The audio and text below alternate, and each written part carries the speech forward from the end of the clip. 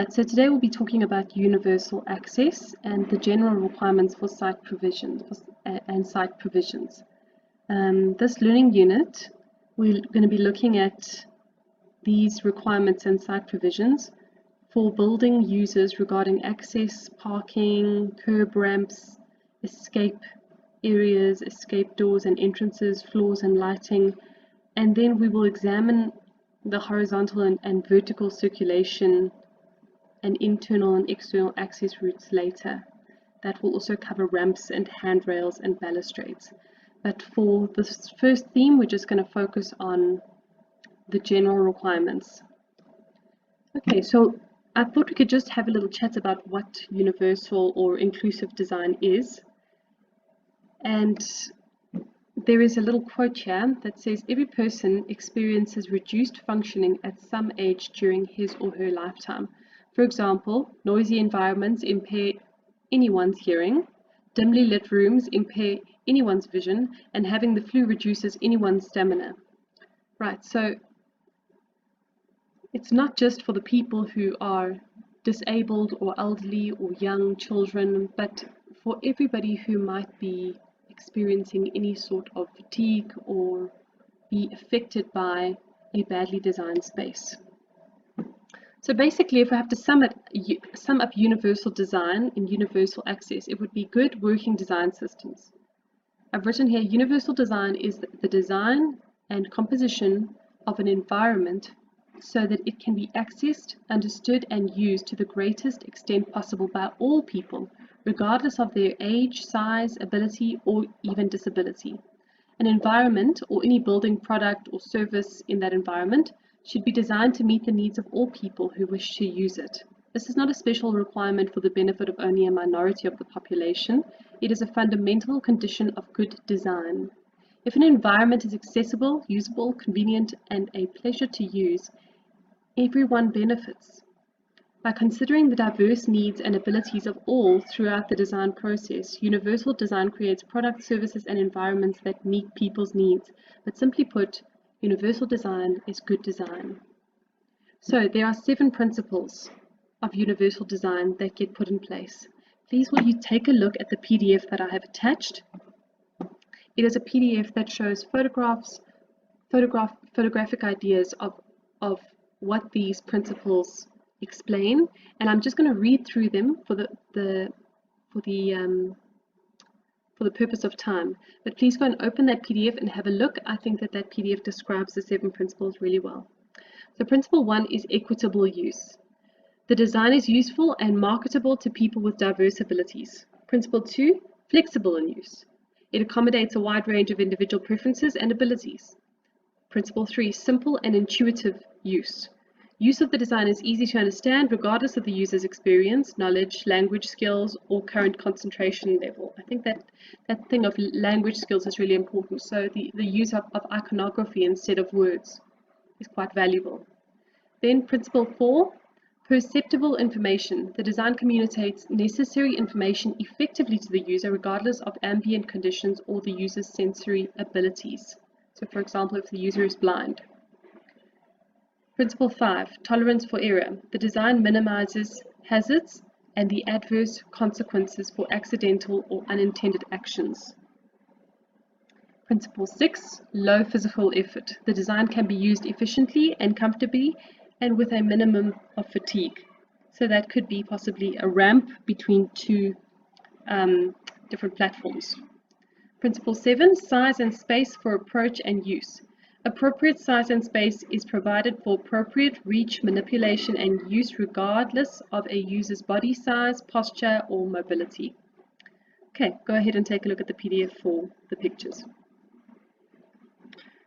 Right, so here I just wanted to mention one of the things of universal access is about like areas that are cordoned off for passenger drop-off, areas cordoned off for loading zones, and for universal parking. And I think these areas are so useful because they just create flow and they assist people with getting in and out of the building. For example, if you're just dropping someone off, it's just useful to have drop-off zones so the person can get in and out and not create congestion. And that just comes back to good design. Even loading zones. You know, in restaurant areas where you just need to get the stuff out of the goods and get it into the restaurant, that's all part of good design. And of course, universal parking, with parking bays, standard parking bays being 2.5 meters wide, and then a wheelchair parking being 3.5 meters wide. The parking bay itself is 2.5 meters, and they allow for 500 millimeters on either side of the car in order to exit the car. All right, curb ramps are also incredibly useful because they allow bicycles, anybody who's got a wheelchair or even a skateboarder, to be able to just get from the street onto the curb.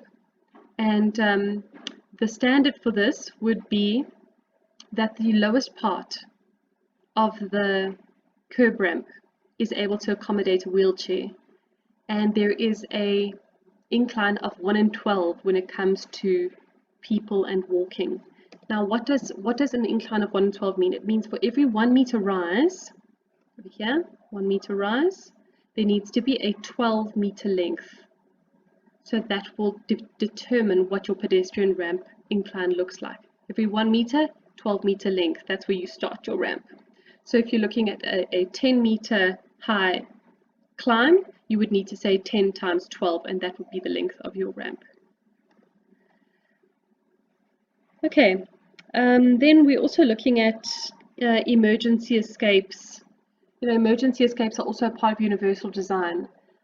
X marks the spot kind of refuge area. And a refuge area is basically a safe area where if something goes on, everybody knows how to get to that refuge area. Now, there are a few little points. The first point is it's useful for everyone to be in one place when an emergency personnel vehicle arrive on site. They can collect everyone and help everyone in the same place. Of course, the positioning needs to be near an emergency exit so that when the people arrive in that kind of receiving refuge space, they can also exit easily out of the building. And of course, the size needs to accommodate many persons. This is determined by the amount of people that you're housing in your building, and you need more than one refuge space. You can't just have one. Okay. Then we look at universal fire alarms and visual alarms. So fire alarms, there are really 3 keys. Firstly, can I see it during the day? Secondly, can I see it during the night? And does it draw attention when it's needed? So for example, you get those flickering fire alarms. Everyone can see it draw attention to itself when it's needed. In many cases, you get sound allocated as well to these types of alarms. The point is that they are in your visual reach. And so one does not need to search for them, but it's just there for you to see. Okay, and then of course floors. People are walking on them all day. A slip-resistant floor is key. Wet floors and spills create a danger zone for children, the elderly, the disabled, and those walking carelessly, especially in heightened sense of excitement areas such as airports. All right, everyone's just excited, going at it, excited that they're seeing their family member for the first time, and they run for the hug, and then the floors are not level. And so there are different ways to make floors non-slip. The first one is to texture the concrete. For example, if you have a concrete floor, to run texture along the concrete before it cures. The second is to apply a non-slip coating to the floor. The third is to combine grit and additives with sealers. This is obviously only for textured concrete. So if you're adding more stones and things like that, and then you seal it on top, it creates a level of texture in the concrete.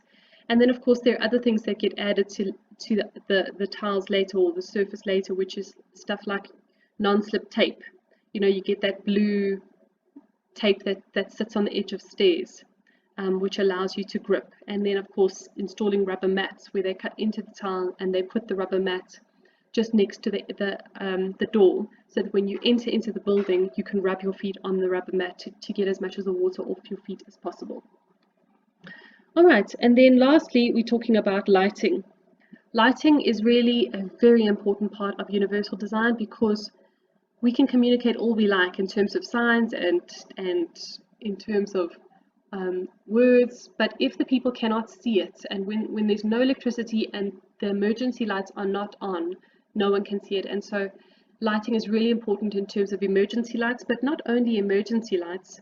I mean, I've written here the level of lighting in any public space needs to be such that all level changes, entry and exit portals, and enclosed room type spaces receive enough light. Clear and legible emergency lighting is also a part of universal lighting solutions, which assists with communicating safety and creates a sense of social security. Okay, and I think that really covers what I'm trying to say in terms of universal access.